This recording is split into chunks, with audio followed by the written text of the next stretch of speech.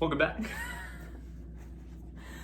Thoughts on the Crown with Elizabeth and Matt, episode 3, where we pick 5 things to think about. Let's go. Episode 3 is called Fairytale. Here is the Netflix summary. After Charles proposes, Diana moves into Buckingham Palace and finds her life filled with princess training, loneliness, and Camilla Parker Bowles.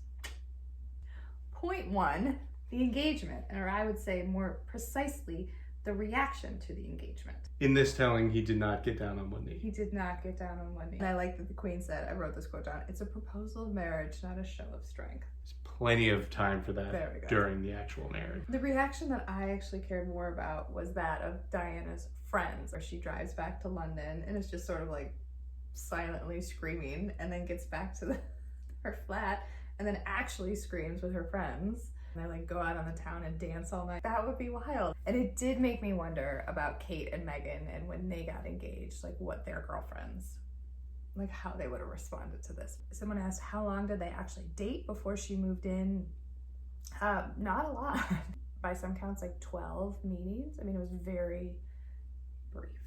Okay, number 2, she moves in with the family just before the engagement announcement and gets introduced to their rules.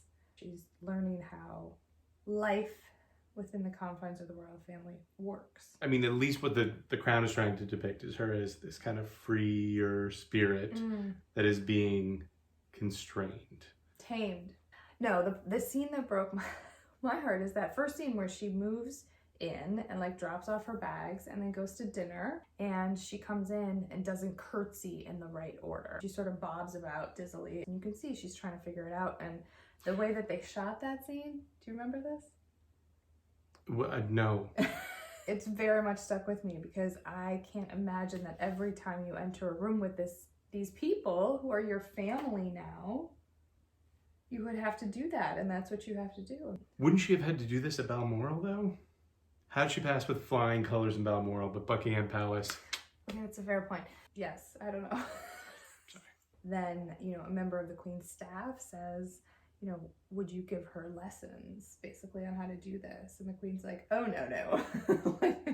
My lady-in-waiting can do it. And her lady-in-waiting is Diana's grandmother, which just goes to show you how intertwined these two families are. Yeah. One of the saddest parts was when she was taking the speech lessons, again in this depiction, her grandmother literally ties her up to keep her hands from wagging, also to convey that she's being held prisoner. Number 3, her loneliness. She is alone at the palace. Well, it sets up I'm in the same house as the Queen and I can't Why talk is to she her. not talking to me? Yeah. And then Charles is gone. I mean, that is true. Charles was gone a lot. Her bulimia starts here. You start to understand. And that, to me, becomes a vehicle seen throughout the Crown of her distress. There were many ways in which Diana responded to the stress that she was under. And bulimia is the one that the Crown chose to show.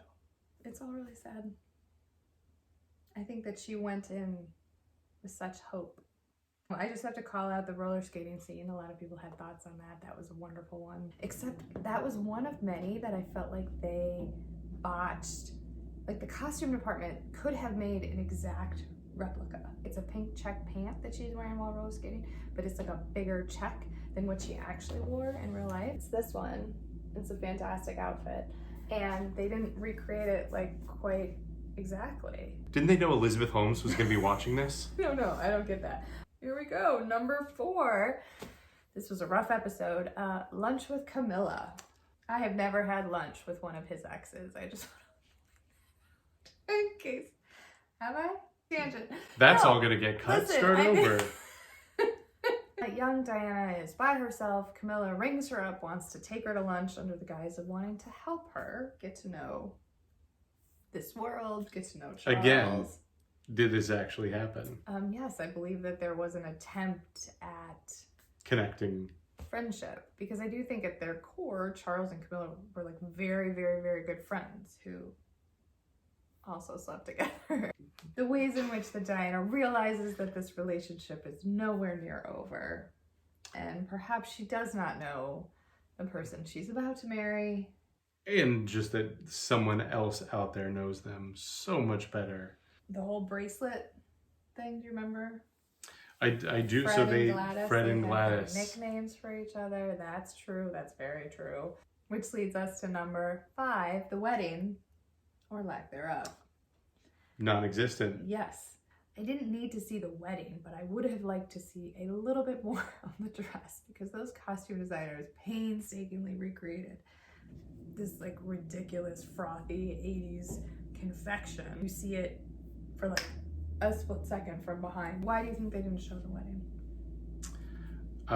The product planner in me is going to say that's an expensive shot to make.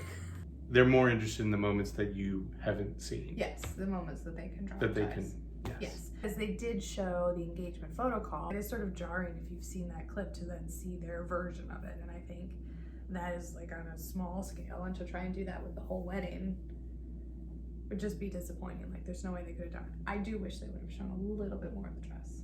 Okay, so what's your butt most? The lecture that the Queen gave him the day before the wedding. Again, dramatization here, but where she points out that Queen Mary was married well, she was engaged, and then her fiance died, and so she married his brother, and that's how she became Queen Mary.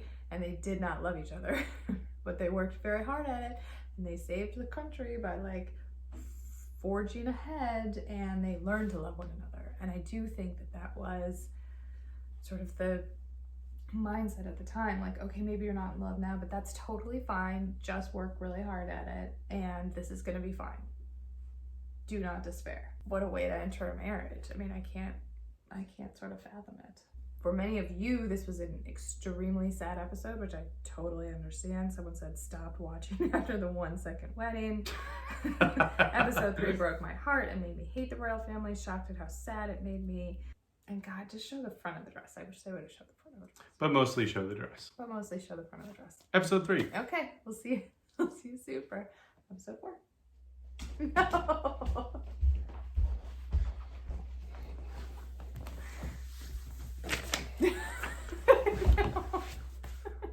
This isn't gonna work.